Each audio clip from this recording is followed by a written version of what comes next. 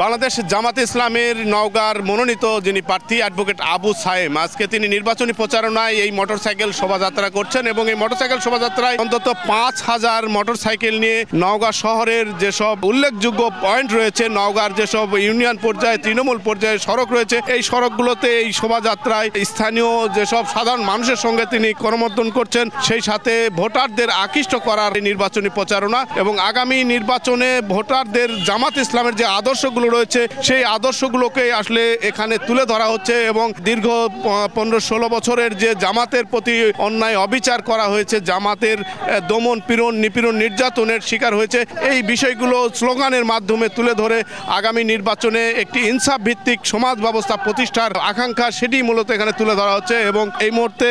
অন্তত ৫,০০০ মোটরসাইকেলের বর্ণাঢ্য পোস্টার ফেস্টুন নিয়ে তারা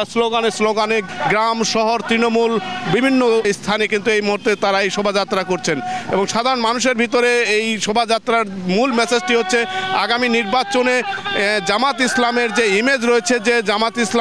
ইসলামী শাসনতন্ত্র ইসলামের যে আদর্শ, সেই আদর্শগুলোকে প্রতিষ্ঠা করার যে বার্তা, সেই মেসেজগুলোই আসলে সাধারণ ভোটারদের মাঝে তুলে ধরে আগামী ফেব্রুয়ারি যে নির্বাচন হবে সেই নির্বাচনে ভোটারদের একটি পক্ষে নেওয়ার প্রয়াসেই আজকের এই শোভাযাত্রায় ইতিবাচক প্রভাব পড়বে বলে জামাতের নেতাকর্মীরা মনে করছেন।